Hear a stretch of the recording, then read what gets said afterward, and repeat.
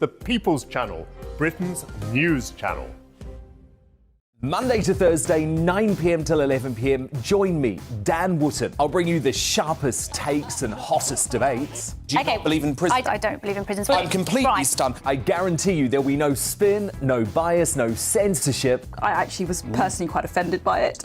and no reason to go to bed. So I guess they've always been quite woke. That's Dan Wootton tonight on TV, radio and online. Monday to Thursday from 9 p.m. till 11 p.m. on GB News. The People's Channel, Britain's news channel. Join me every Sunday at 6 p.m. for Gloria Meets. In exclusive interviews, I'll be finding out who our politicians really are and what they really think. It's something that you would never want anyone to suffer. I didn't know what channels there were. I didn't think I'd be believed. I must have weighed about 7 stone and I'm 5'8". My instincts was to sort of cover this up. I mean, clearly that was a mistake. Join me every Sunday at 6 p.m. on GB News, the People's Channel, Britain's news channel. Hello there, it's Eamon Holmes here from Breakfast on GB News. We're not just on your television and your screens, you know. We're on DAB plus digital radio, so you can listen to your favourite shows on the move. If you've not yet listened to GB News Radio, it's very simple. We're on your radio player and TuneIn apps, on your smart speaker, phone or tablet, or online at gbnews.uk. Take us with you wherever you go. GB News Radio. You never have to miss a moment of the People's Channel.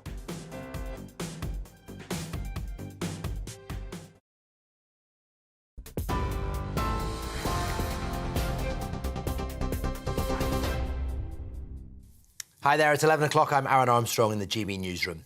Manchester City footballer Benjamin Mendy has been found not guilty of raping 4 women and sexually assaulting another during parties at his Cheshire home. The France international was cleared of 6 rape charges and another of sexual assault, but the jury at Chester Crown Court were unable to reach a verdict on 1 count of rape and 1 of attempted rape. After a 6-month-long trial, Mendy will be retried on those 2 charges in June. The threat of strike action in Scotland's NHS has been put on hold while negotiations take place over a new pay offer for this year. The unions say fresh talks with the Scottish Government are expected to start next week, with any deal reached backdated to this month, January. The Royal College of Nursing and the GMB union rejected a pay offer in November, which is worth, on average, around 7.5%. The Labour leader, Sir Keir Starmer, is urging the Prime Minister to resolve the Northern Ireland Protocol dispute as a matter of urgency. Sir Keir says if Rishi Sunak makes a deal to solve problems with the post-Brexit trading arrangements, Labour will provide the political support to get it through Parliament. Sir Keir also promised his party will remain a good faith guarantor of the Good Friday Agreement. So I say to the Prime Minister, if there is a deal to do in coming weeks, do it. Whatever political cover you need, whatever mechanisms in Westminster you require, if it delivers for our national interest and the people of Northern Ireland, we will support you. The time. Well, Ukrainian President Volodymyr Zelensky says the battle for Soledar and other towns and cities in the eastern region of Donetsk is continuing. Earlier, Russia's military claimed to have taken control of the salt mining town, which has been the focus of heavy fighting. Now, if confirmed, that would represent a rare victory for the Kremlin after a series of military setbacks and would also allow Russian troops access to the nearby city of Bakhmut. But Kyiv has denied the claim and insists its forces are still fighting for Soledar. And people across England are being warned to brace themselves for more extreme cold weather over the coming days. The Environment Agency has issued 81 flood warnings, mostly in the west and the south-west of England. From Sunday, though, the north, the Midlands and central and eastern parts of the country are expected to be hit with cold, icy conditions and heavy snow, with the Met Office warning of health risks to vulnerable people. TV, online and DAB plus radio, this is GB News. But now it is time for Headliners with Andrew Doyle.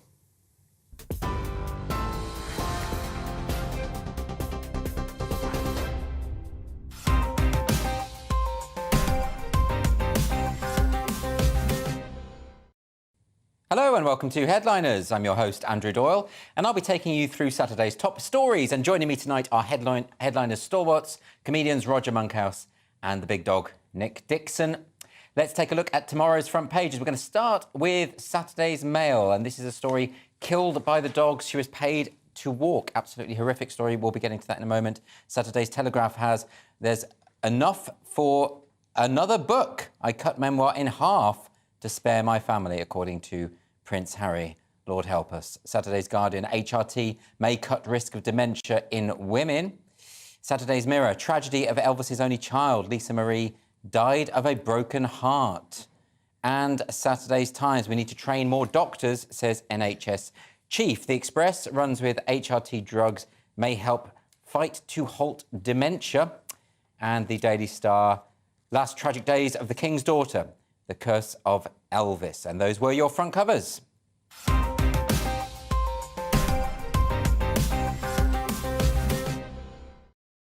And we're going to kick off with the front of the Times. Roger, what have they got?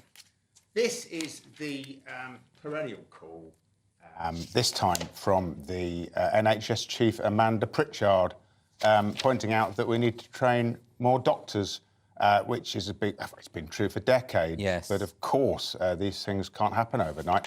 There's a moral dimension to this, of course, because once again, for a generation, we've been stripping other health systems of their medical professionals. Yes. And when the pound was strong and we were economically supreme, that was, of course, a viable alternative to training our own. Yeah. But that's increasingly less the case. Well, my understanding is there's a lot of excellent candidates who want to be trained as doctors, but they're not getting in because we don't have the places. Absolutely. It's a matter of investing in the institutions and then potentially, I suppose, lowering the standard ever so slightly, but only 18% of applicants apparently are accepted by medical schools. That's right, and apparently so a lot of the people who are rejected are excellent, so it wouldn't even be a matter of lowering the standards. There will be no significant or noticeable lowering of standards, but the NHS potentially would be saving an enormous amount of money on agency staff, which at the moment is bleeding the system dry. And she's also saying, Nick, isn't she, that she doesn't want to rely on overseas recruitment, because the NHS really is sustained, isn't it, by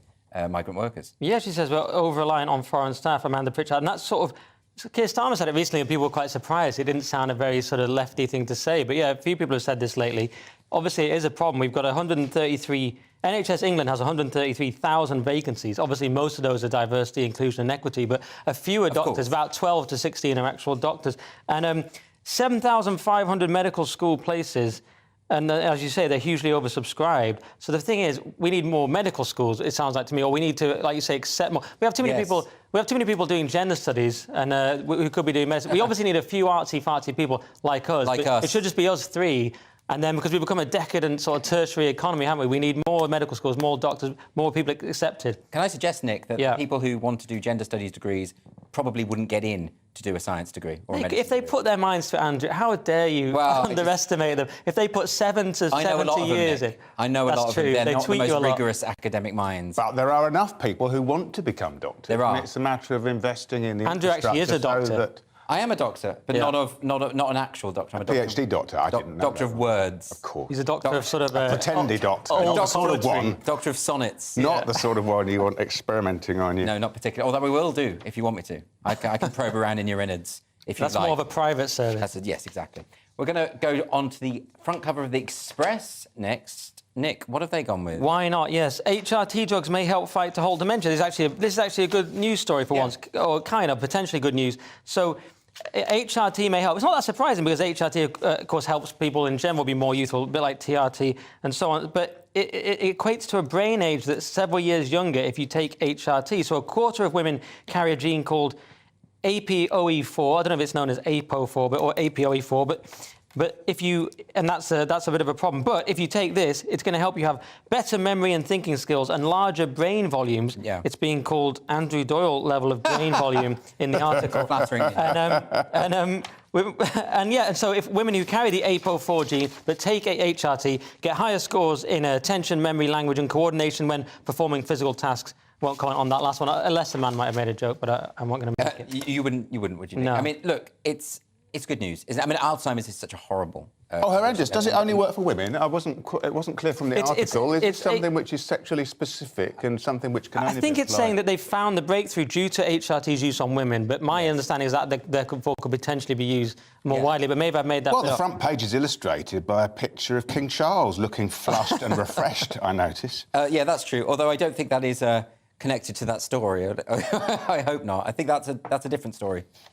But nevertheless, I think we've covered that. Let's move on to the front cover of the next paper. This is an absolutely horrible story, Roger. This is the dog walking story. The Mail have run with this as their main story. But Crikey, it's hilarious, isn't it? But you know where you are with the Daily Mail, which, of course, is something to be appreciated because everything's going to hell in a handcart. Previously domesticated beasts are turning feral, and we will all, one day, presumably, be slaughtered by nature revolting against us. Well, to be clear, these are not... The dogs that attacked her were not on the dangerous dogs list. These are not the kind of dogs you would expect. There were 2 Dachshunds.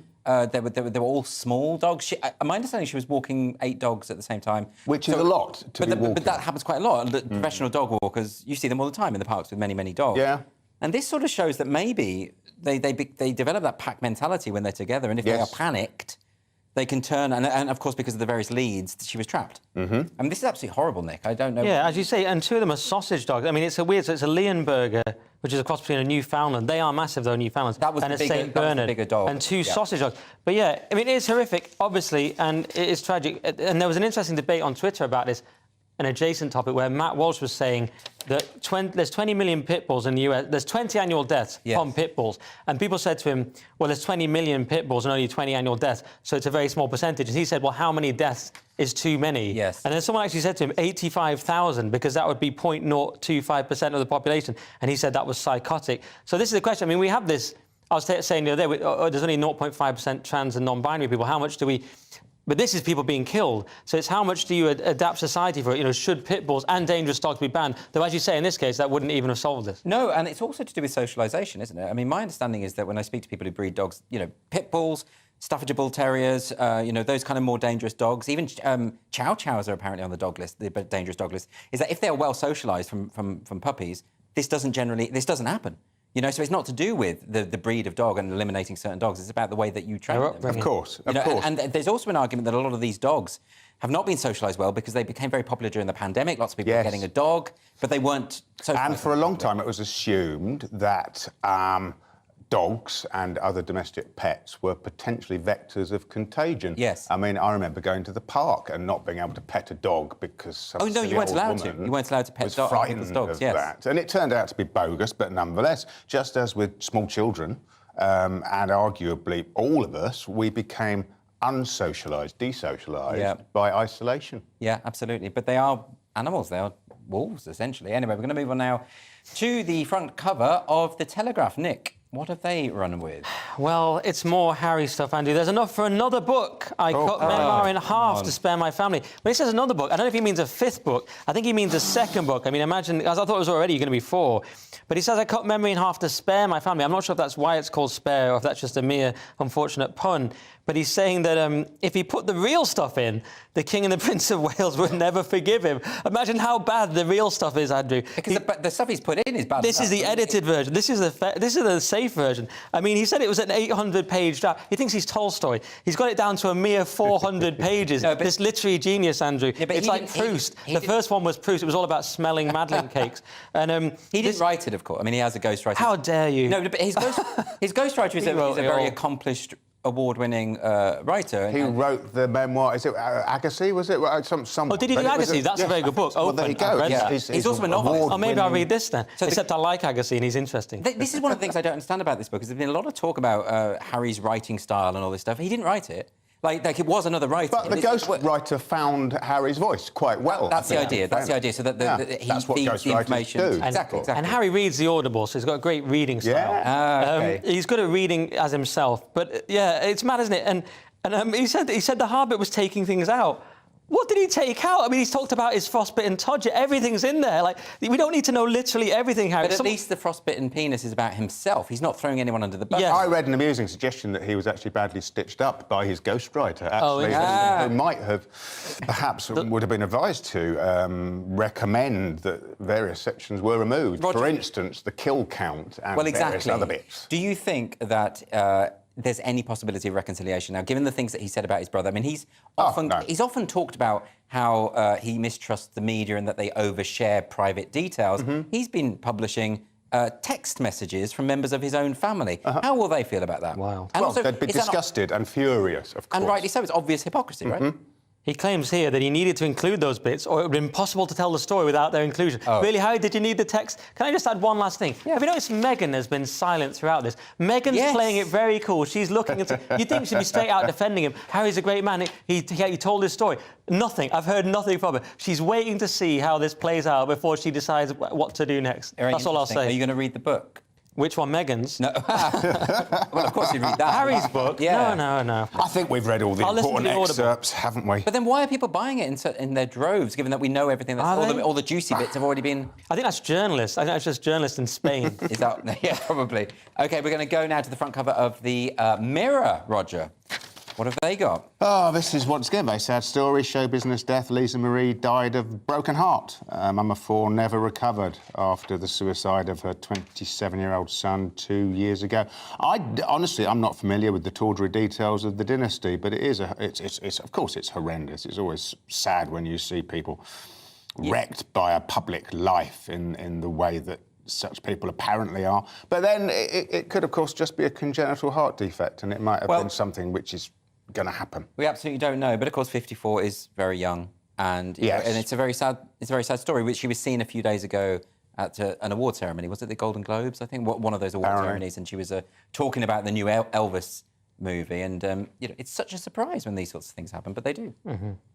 Anyway, that's the end of part 1, but do join us after the break for Midwives in Revolt, cigarette sales up in smoke, and economic policy from the greatest political mind of a generation, Gary Lineker. See you in a moment.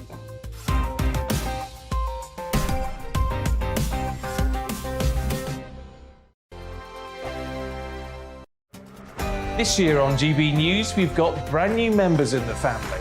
Join us. Across the entire United Kingdom, we cover the issues that matter to you. GB News will always stay honest, balanced and fair. We want to hear whatever is on your mind. And we don't talk down to you. The establishment had their chance. Now we're here to represent you. Britain's watching. Come join us on GB News, the People's Channel. Britain's news channel. Monday to Thursday, 9 p.m. till 11 p.m. Join me, Dan Wootton. I'll bring you the sharpest takes and hottest debates. Do you not believe in prison? I don't believe in prison. I'm completely stunned. I guarantee you there'll be no spin, no bias, no censorship. I actually was personally quite offended by it. And no reason to go to bed. So I guess they've always been quite woke. That's Dan Wootton tonight on TV, radio and online. Monday to Thursday from 9 p.m. till 11 p.m. on GB News. The People's Channel, Britain's news channel. We are GB News, and we'd like to say thank you to each and every one of you for bringing us your conversations, for helping our great nation find its voice. We are here for you on radio, television, and online, across England, Scotland, Wales, and Northern Ireland. It's not the BBC, you actually get your facts right. We are proud to be GB News, the People's Channel, Britain's news channel.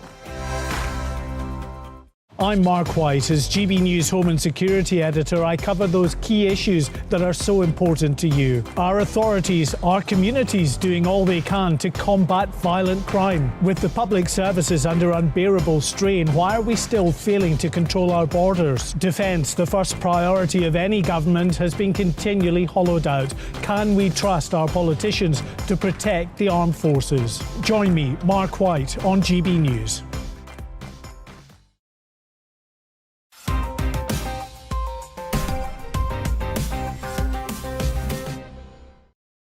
Welcome back to Headliners with me, Andrew Doyle, and my fantastic comedian panel, comprised of Roger, doesn't need a nickname, Monkhouse, and Nick, the big dog Chad, Top G legend Dixon. We're going to kick off now. Thank you for getting that right. Oh, of course I got it right. I wouldn't dare get it wrong. We're on Saturday's Times now, and how we get the best possible politicians? Let's ask Britain's best-loved crisp peddler, Gary Lineker. What does he say? Yeah, Gary Lineker, pay more MPs to attract greatest minds. And this is a terrible moment because I agree with Gary Lineker. Oh, no, you'll never come back. I was making this point the other day. It's like that meme, the worst person you know just made a good point. Gary Lineker has made a reasonable point here that if we paid politicians more, we might get the best people. I mean, they get a basic salary 84,000, goes up 106 for junior minister, cabinet minister 151, PM 159 something. Yeah, it's not loads when you think about the responsibility of the job. And nothing compared to what they might get in industry or commerce. Yes, if they could get those jobs. And yeah, I mean, and apparently there's a poll, people have compared it to various other jobs. The British public believe it's harder to be a surgeon, nurse or firefighter, which is fair enough, but they think it's easier running the country than being a journalist, banker or professional footballer. And Gary Lineker is basically saying it's actually very hard to be a professional footballer. You get paid loads, but obviously it's incredibly competitive and not many people can do it. So the question emerges, would you rather be Ronaldo or Jacob Rees-Mogg? That's really... What I really like is the assumption that underpins Mr Lineker's observation that he is paid an amount of money which is commensurate with his own colossal intellect. Yes. Yeah. Well, he does say here he wouldn't be tempted to run himself for politics, so... oh, well, that's... lol. Something to be I think we'll all be grateful for that. You know, this is... You were saying this on the show the other day, that you thought a politician... Is it possible that Gary Lineker was watching the show and he's actually been influenced by you? I think probably, though I in turn was influenced by this guy Curtis Yarvin, who said that we should have a sort of CEO model for running things, you know, because we've sort of lost ideology in our parties. All we have now is a sort of battle for competence amongst various left-wing parties. And so you may as well have the most competent person, was my argument. We certainly have a political class which is underwhelming in the extreme, and it begs all sorts of questions about how we get them. There's been a couple of very good... But Isabel Hardman's written a good book. Jeremy Paxman's written a good book about the political class. And because of the way that politics works in this country, it does seem to engender a very mediocre political class. Well, Roger, but will it solve it to pay people more? Well, that's what I wonder. I rather doubt it. I mean, I made this point to Nick the other day, is that I think that we already have a problem where we don't have vocational politicians. We have careerist politicians. Yeah. And if you just up the ante on the money, it's going to exacerbate that problem. And it makes you feel slightly nostalgic for a time when, of course, the elite of the public schools would go forward with this sense of public service and duty. Right. And they would, of course, it was... it's stating the obvious to say that we lost a lot of talent down the pits and up the chimneys. Yes. But notwithstanding that, the elite of a class, at least, came forward to serve the public in these roles. Yeah, it wasn't ideal because they were from Eton, but it wasn't as bad as Matt Hancock, essentially. And the only thing is, Andrew, to counter your point, is that they would have to do a certain amount of business experience or other experience, like a normal job, and then the job requirement would say this much experience in something else, like a normal job application. If you want to be PM, you've got to have 5 years in business plus Excel. Good use of... Well, increasingly doesn't happen, of course. People no longer have hinterland. I know. People don't come from business and other careers. I know. And Andrew's saying that's the problem with you get careerist politicians. Yeah, but I'm saying get round it with my application theory, so you have to do a bit of both. They are doing other jobs to supplement their income, and maybe they're not therefore focused on the job sufficiently, and maybe higher wages could resolve that. I'm just a bit sceptical. I don't think politicians should be getting into it for the money. Right. Is what I'm... Well, I agree with that. Maybe. And by the way, Gary Lineker says his new party would be called the Centre Forward Party, which is very cringe. It is very cringe. OK, we're going to move on to Saturday's Telegraph now. There's something sinister in the water. Might just be those tricky mermaids. Roger, what do you think? Well, this is the enduring ability of the charity Mermaids to continue to hold its tentacles in the organisations of the NHS that are now replacing the Tavistock Clinic. Tavistock is now shut. We should clarify that the Tavistock Clinic is the paediatric gender clinic, so a gender clinic aimed at children, which is now shut down because of the Cass review, which determined that it was unsafe for young people because it was fast-tracking young kids onto puberty blockers and irreversible surgery. And there were allegations, of course, of ideological capture that Mermaids, the trans activist charity, was dominating the processes that Tavistock offered. Yes. And Mermaids is once again being brought in by the NHS to fulfil the same function and provide training for services that replace the now defunct Tavistock. So why do they never learn? I mean, obviously, the whole reason why the Tavistock had to be shut is because it was in thrall to gender identity ideology, the very ideology that Mermaids peddles. So why bring them in again, Nick? What's going on? It's madness. I mean, it's like you've got away from the Joker, but you've been rescued by the Penguin. It's ultimate. I mean, what's that mythical beast? Is it the Hydra, where you keep cutting off the head and other ones pop up? It's the Hydra of wokeness, Andrew. We thought we closed down the Tavistock, amazing. And you're like, who's doing the training? Oh, it's Mermaid. This is a sick joke. Why is Mermaid still even going? I think it just goes to show, well, they are under investigation, we should say that, but Mermaids at the moment by the Charity Commission, but it just goes to show the extent to which the NHS is completely ideologically captured at every level. And we've seen this again and again with their Annex B policy, with the fact that they don't accommodate people by by their own sex, they accommodate them by gender identity. They just call it single-sex accommodation. I mean, this stuff is I know, and the really problem is when you try and talk about it with the lads from football, which is a real example from I play football and I speak to normal people sometimes in the week, and they don't really know the extent of this stuff, and because we're talking about it all the time, and they think it's sort of exaggerated, but it's real. Yes, I mean, if a child is feeling confused about their gender and they go along to a clinic, the last thing that is good for them is to be told, yes, the way you've self-diagnosed is absolutely correct, and we're just going to put you onto puberty blockers now, that's it. Because that was effectively what was happening. I spoke to a detransitioner, someone who's had to undo this surgery and has had genitals removed and all sorts of horrible things, and it was 2 sessions before this pathway started. I mean, that's all it, So it's not good at all. Anyway, on to the next story now. We are going for the midwives. This is in the Telegraph. The midwives are revolting. What's this? Well, this is actually a little bit of good news on the sort of woke front. Yeah, NHS U-turns on transgender plans for maternity care after midwives revolt. Sounds like an ancient battle or uprising from 1381. But yeah, it's and this comes from With Woman. And basically what it was, NHS England was trying to sort of get a thing going where they'd run a training thing for trans and non-binary birthing people, which is not a real thing. And this was going to cost £100,000 of taxpayers' money. This was from the LGBT Foundation, who are also the people, by the way, who suggested we call nieces and nephews nibblings. I quite like that, though. I really like that. Nibblings. But it's as if they're going to eat them, which you wouldn't put it past them. But this is but 300 nurses have rebelled and written to Lizzie Streeter, the NHS National LGBT Programme Manager, and said that this has to stop. And now it has been paused. And it's not going to happen now, it looks like. See, this is actually an example of a grassroots rebellion, isn't it? Yeah. And it goes against what we were saying, that the NHS perhaps isn't ideologically captured at all levels, because this is apparently from the ground up. No, but that's the point, is that it's captured at the top. It's captured at the top, amongst the administration and the management, and the managerial And it's class. the same personnel, of course, who... But they're not on the ground. I mean, the midwives know about biology more than anyone, because they're there. They're the ones who have to say it's a boy or a girl. They don't flip a coin. They don't assign a sex at birth. They record and observe a sex at birth. And so they, of all people, will be the ones. But, I mean, I can't get over this idea of nibblings as a gender-neutral term for nieces and nephews. Where does that come from? What's the etymology of that? It sounds like a Tolkien-esque kind of thing. Oh, the nibblings are back.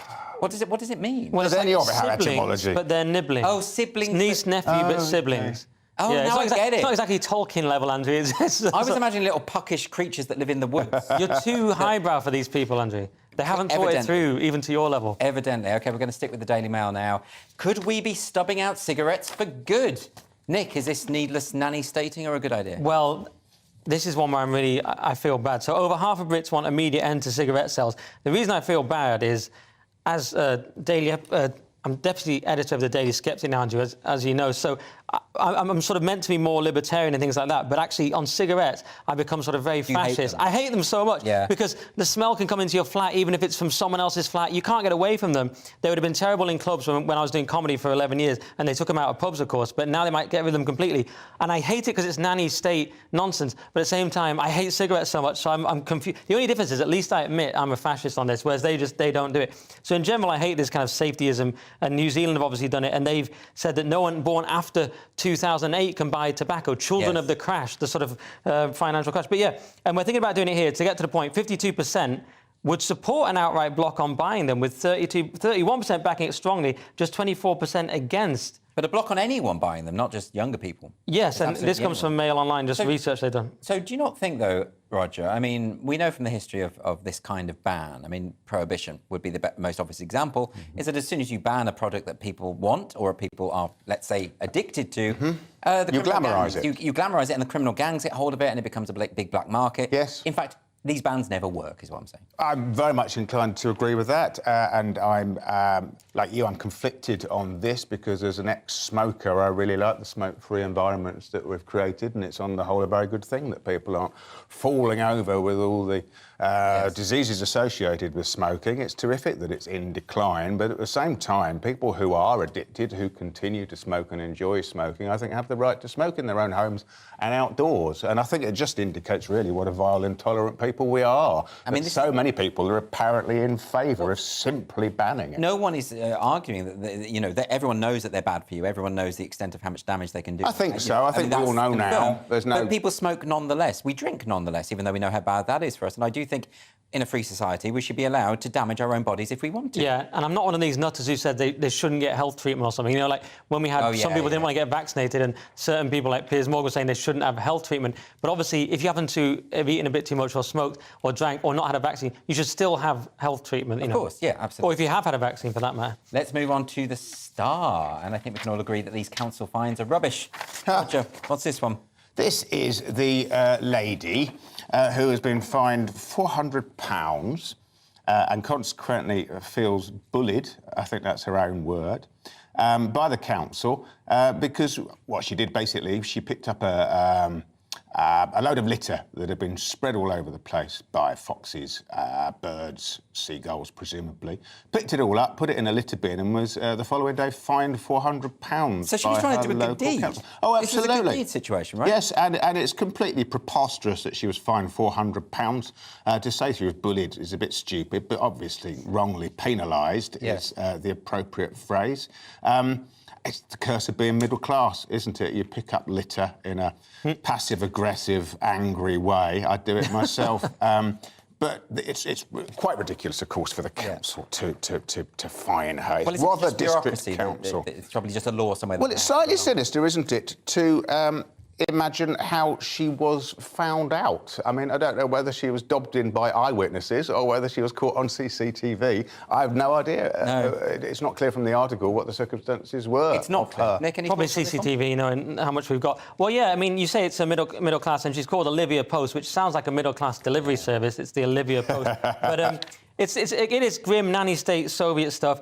As Roger said, she's wrong to say that it's bullying. It's more just sort of dystopian. Although they have brought the SAS in to work on fly tipping, so maybe that could, if it's the SAS, it might be bullying, because that would be a bit much when a visit from the SAS for a bit of litter Seems a bit extreme. Yeah. That's all for part 2. Join us after the break for the quantum apocalypse, some naughty Chadians, and the real reason why your kids don't want to go to school. Spoiler, it was lockdown. We'll see you just in a couple of minutes.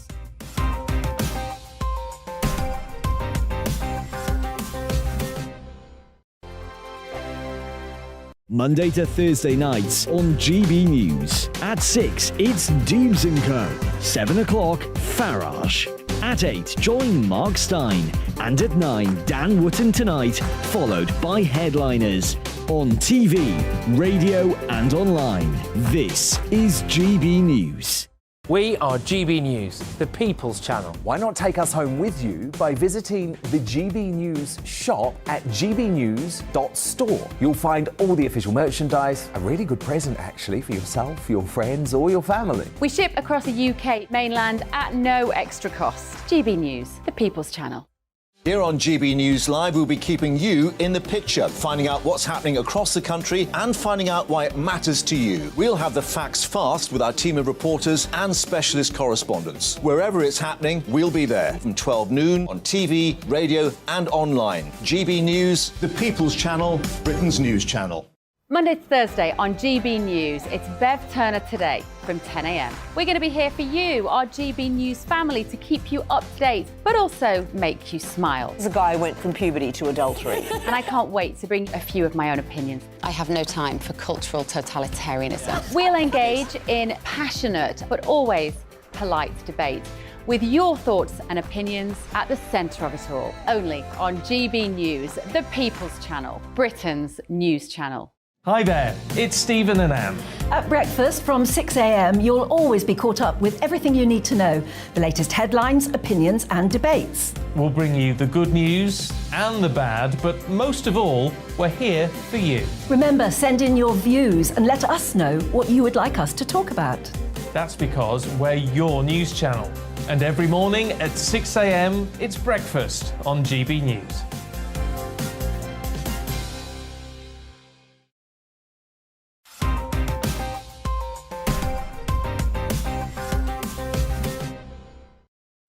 Welcome back to Headliners with me, Andrew Doyle. It's your first look at Saturday's newspapers.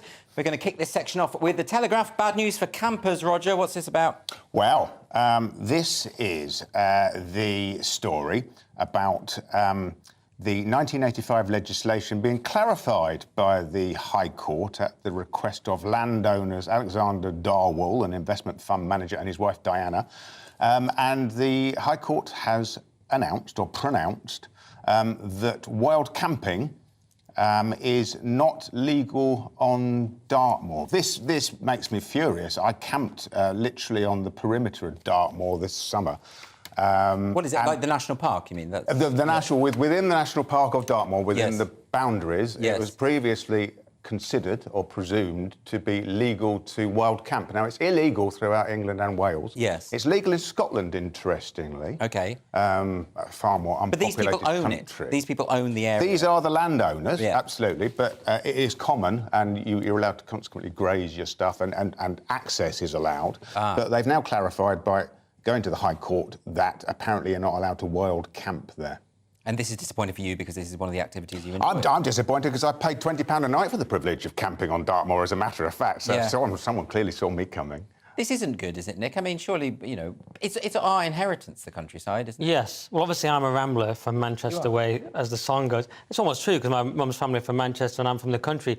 But I am torn because one should be able to ramble, but then again, I also believe in private property, because I'm one of these kind of American, libertarian, gun-owning type people who lives, you know what I mean? You don't own a gun. No, but I'd like to be. Right, so you'd like to the point is, it is their private property. Now, there is a bit of a compromise, because they're saying they're allowed to walk on it, of course, but they just can't camp on it. Right. So that's the debate. So maybe, I mean, they can still ramble, but they can't...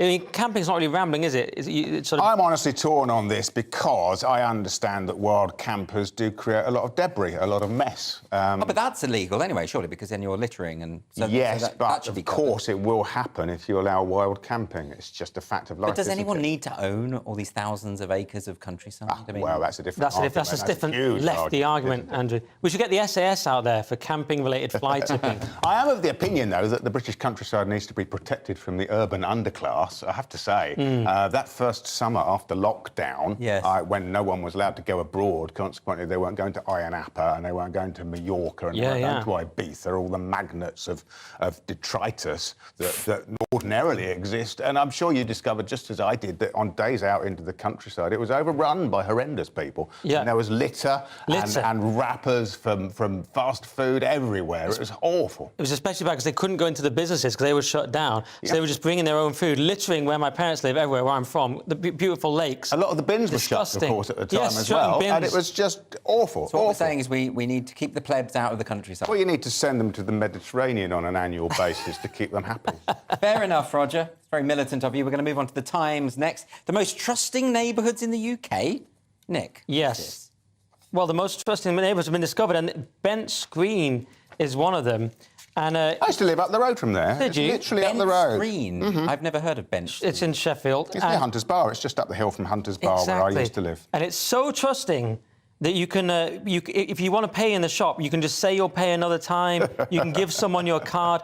Andrew, it's like Canada or the past, OK? Yeah. It's a completely different world. And, of course, the North is nicer, and I'm from the North, and you can do that kind of thing. So, although weirdly, Swindon, Wigan and North East Lincolnshire are the most suspicious of neighbours, while St Albans and Hertfordshire are the most trusting. So I don't really understand it. Maybe Swindon and Wigan and North East Lincolnshire are just smarter and more aware of human nature. It's all about affluence. It's cause and effect, isn't it? They're looking to... Because they observe, and it's perfectly reasonable to observe this, that trust in communities is associated with higher economic growth and productivity, better mental health, lower truancy and better public services. All that's happening there is a confusing cause and effect. And, of course, more affluent, more homogenous, more stable communities tend, naturally enough, to be more trusting because there's a lot more to trust. Yeah. Fair enough. We're going to move on to Saturday's Guardian now. It turns out making kids stay home for a couple of years has changed their perception of attending school. Wow.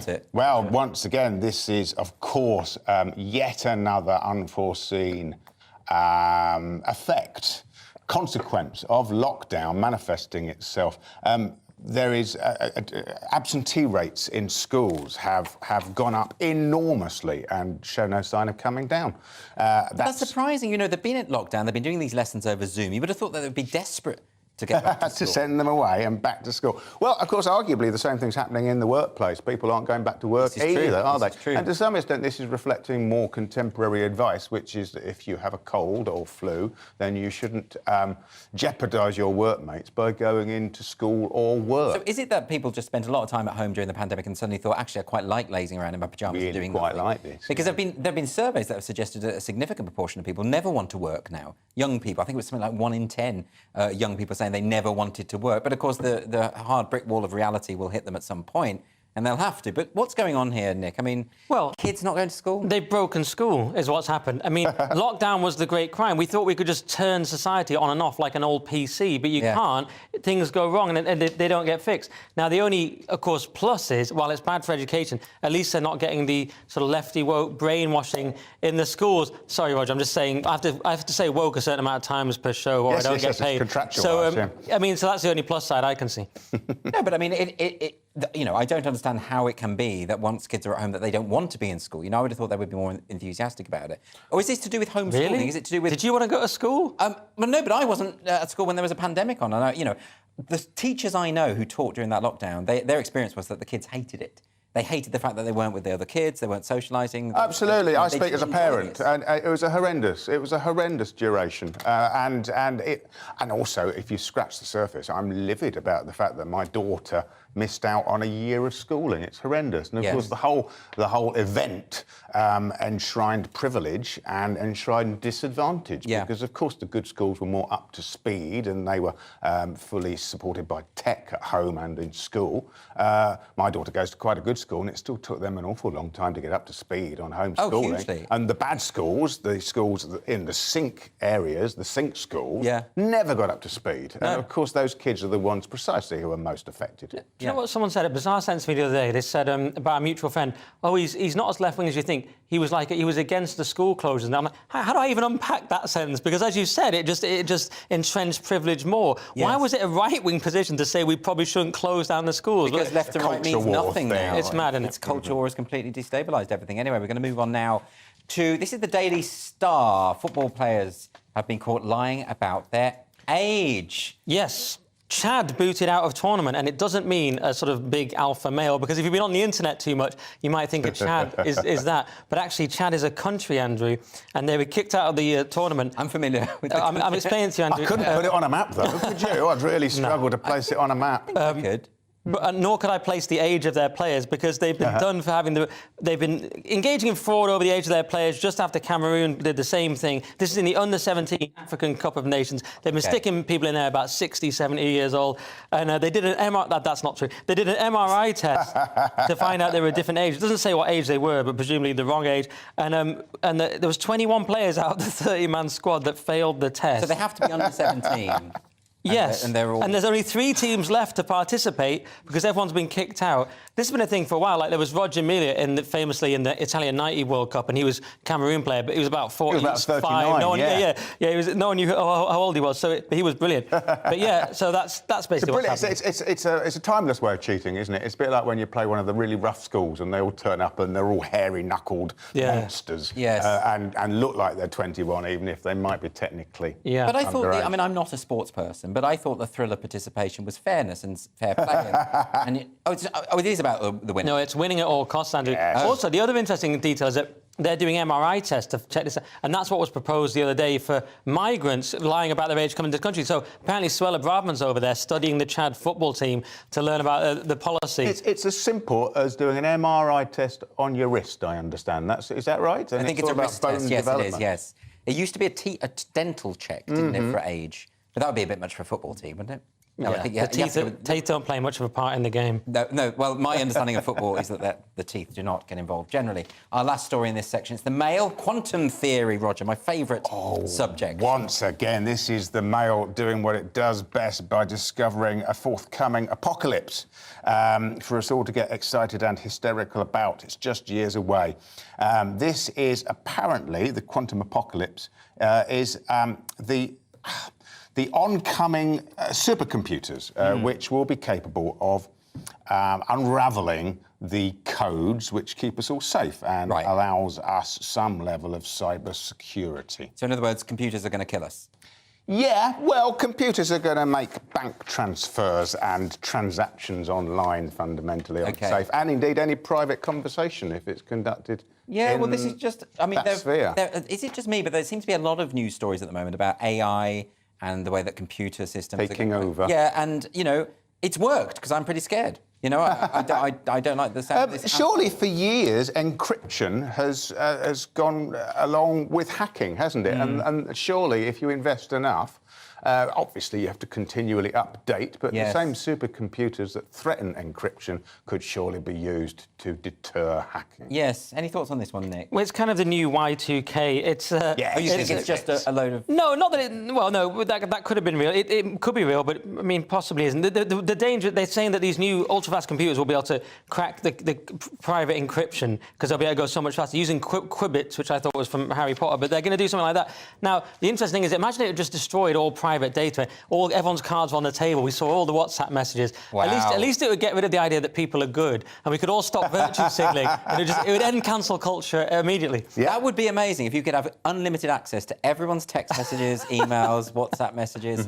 WhatsApp in particular, Nick, I've seen some of yours. Sorry, yeah. You know, it would be a different kind of apocalypse. Level playing field. But it would be mutually assured destruction because no one could survive that. It'd be hilarious. Anyway, that's it for part 3. In our final section of headliners, we've got artificial intelligence, UFOs and virtual reality. See you in 3 minutes' time.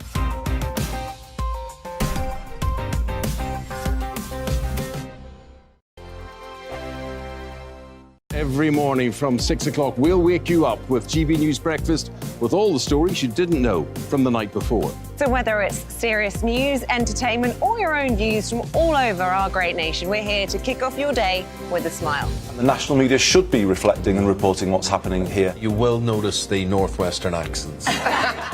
Whether you're with us on TV, radio, or online, every morning, it's breakfast from 6 a.m. Hope you can join us. We are GB News, right across the nation. You can get us on television, on radio, on digital. We're absolutely everywhere. Amazing! You see, amazing! You remind me of me in the European Parliament. But here's the most important bit. We are not part of the mainstream establishment. We think and speak just like you do. We are the People's Channel. Magnificent. That's really, really thoughtful. Come and join us on GB News, the People's News Channel. My name's Tom Harwood, and join me 9:30 a.m. every weekday for The Briefing, your one-stop shop for everything you need to know about what's going on in politics today. I wonder if this is a deal that might need to be like the biscuits in this factory, twice baked. Is there not an opportunity here to win out against the extremes? Tom Harwood, GB News. What are you going to do about it? Things should have been done differently, and they certainly are being done differently. Don't miss it. The Briefing with me, Tom Harwood, 9:30 Monday to Friday on GB News. Join me, Nana Akue, Saturday and Sunday afternoons on GB News. Expect fiery debate and passionate discussion as me and my panel tackle some of the biggest topics hitting the headlines. It's a place for everyone's opinion. No one gets cancelled, but no one gets an easy ride. Oh, she's on it today! Be ready for conversations that are fierce, frank, and of course, fun. Every Saturday and Sunday afternoon from 4 p.m. on GB News, the People's Channel.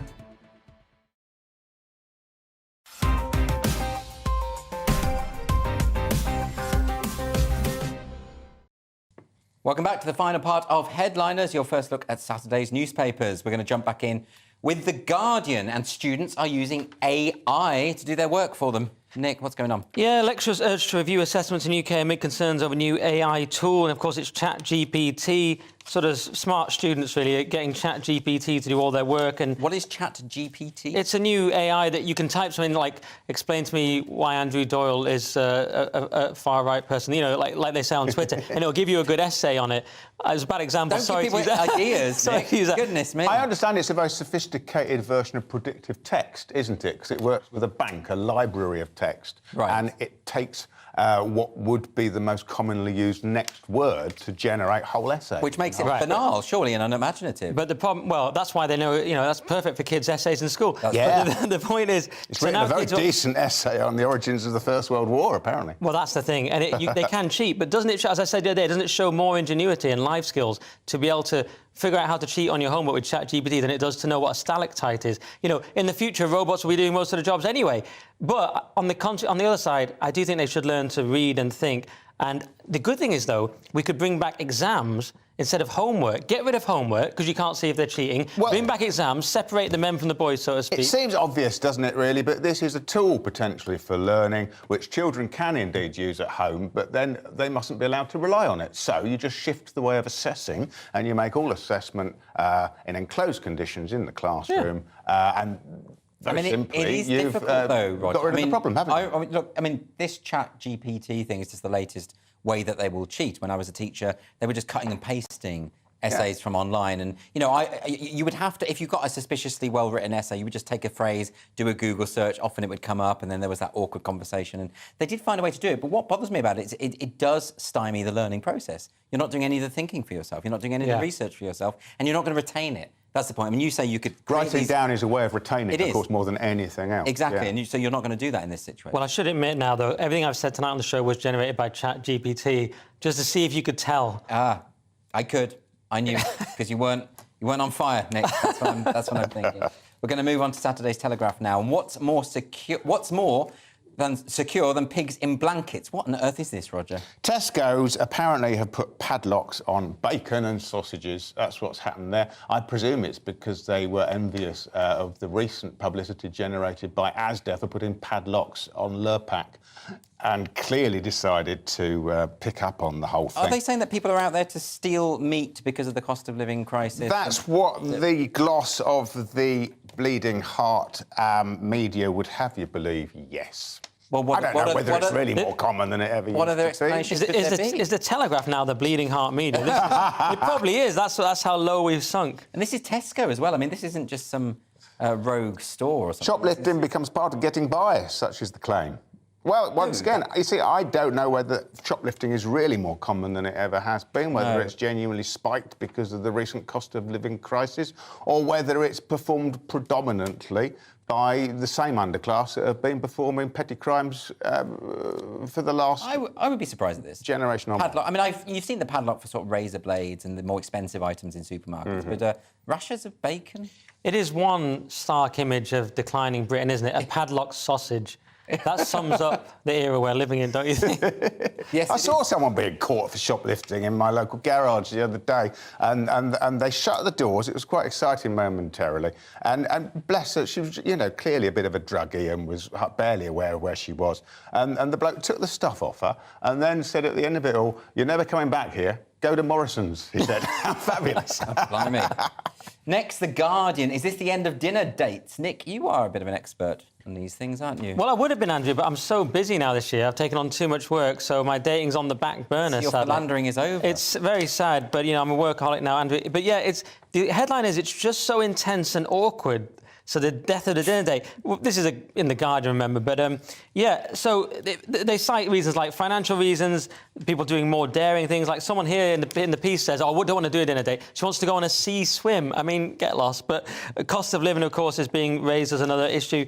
But is it also that people are just worse at interacting? Yes. I think that's part of it. There's quite a funny Guardian sort of take here. A man here says that he offered to... He didn't want to pay for the date. He offered to split the bill. The woman described that as kind of unsexy, but he had to be all Guardian and sort of equality about it, so he was offering to split it. But actually, a lot of women don't like that. It depends on whose knickers you're trying to get into at the end of the day, doesn't Well, there is that. And he said here, and he goes, "A dinner date just sounds to me like I'm wearing a suit and she's wearing a dress and I pull out the chair behind her. Sounds quite good to me. What's wrong with that?" Can you have a sort of compromise where you get a bit of chivalry but not too much? You still retain the feminist aspect by saying, "I'll pay for 65% of the..." They love that. Yeah, they love it, the feminists. Anyway, we're moving on now to the Daily Star. Yet another nursery rhyme has a dark origin. Next, they'll be telling us Animal Farm isn't just a fun children's story about livestock. This seems to be a hard-edged piece of investigative journalism generated by someone Googling the origin of Incy Wincy Spider, as far as I can see. it is the Daily Star. They put it through ChatGPT. Apparently, it's ruined people's childhoods. I don't quite understand why. An extreme. It is indeed extreme, but apparently Incy Wincy Spider might, according to some sources, be about getting drunk. OK. It seems a little tenuous. Can you explain how that would be? Not really. No, and I've read it. It comes from an old thing to do with hobos. So it was an alternative to Tipsy Dipsy Hobo. And the original words were, the tipsy dipsy hobo drinks from the lager spout. Here comes the train, it knocks the hobo out. Out comes a man to pick up all the brains, but a tipsy dipsy hobo drinks from the spout again. And that was the version I learned. So I was shocked to find out that it was... No, I was shocked to find out the spider version. I was stunned, and the spider one scared me. I was singing about hobos. Hobo an American word? It's an American for a vagrant, yes. So I think that's a better version. Because, you know, these are cautionary tales, and this is basically telling children not to grow up to be alcoholics, right? Don't be a train-hopping drunk. Yes, exactly. In 19th century America. And I think that's a positive message to send to kids. I mean, like, if you read some of those old children's books, 19th century, 18th century, books like Strawl Peter, you know, where you had children who would bite their fingernails. There was a character, I remember, with big scissors coming along and cutting off the children's fingers if they were biting their nails. And, you know, and that was a good moral lesson. You know, I think a lot of these fairy stories have dark origins, don't they? Yes, absolutely. They've been sanitised hugely for the modern children. And the thing is, kids like dark. They do indeed like really dark. Yeah, but they don't go to school anymore anyway, so it's kind of moot. That's true, and they don't want to either. Anyway, we're going to move on now to Saturday's Sun. The truth is out there. Nick, are you watching the skies?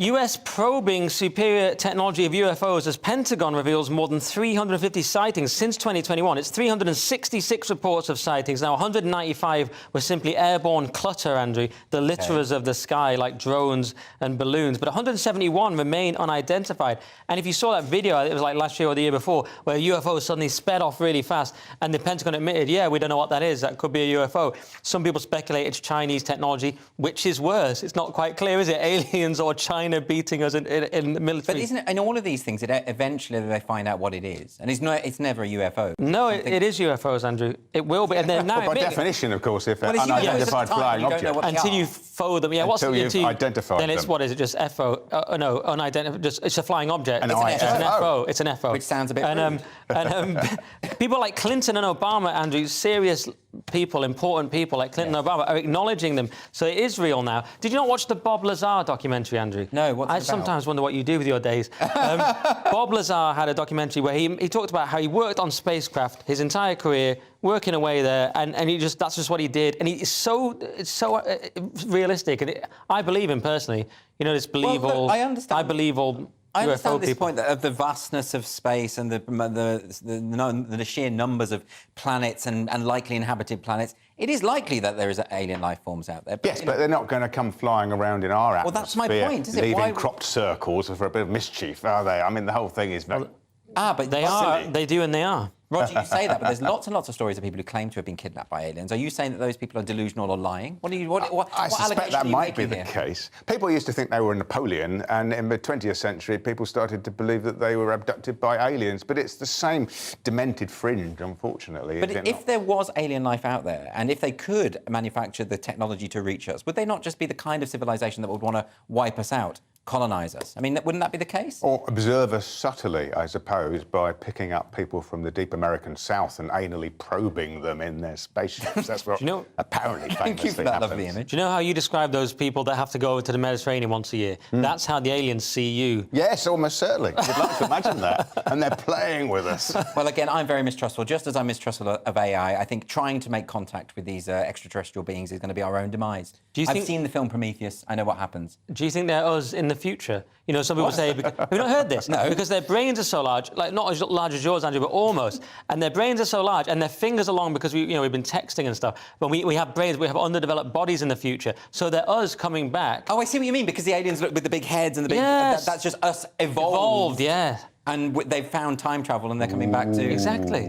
That's actually quite chilling, Nick Dixon. Yeah, well, it's very likely. I think that's going to keep me awake all night. Standard sci-fi premise, is it not? Yeah. I really don't like that. But thanks for introducing that to my show. Thank you, Nick. That's it for this evening. Thanks for my brilliant guests, Roger Monkhouse and Nick Dixon. Headliners, of course, will be back at 11 o'clock tomorrow with Dan O'Reilly, a.k.a. Dapper Laughs, Diane Spencer and myself in the captain's seat. Thanks for tuning in. We will see you tomorrow at 11 o'clock. Farewell.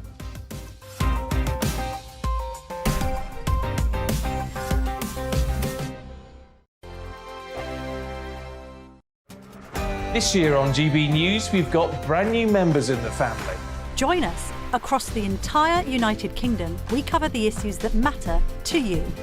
GB News will always stay honest, balanced and fair. We want to hear whatever is on your mind. And we don't talk down to you. The establishment had their chance. Now we're here to represent you. Britain's watching. Come join us on GB News, the People's Channel. Britain's news channel.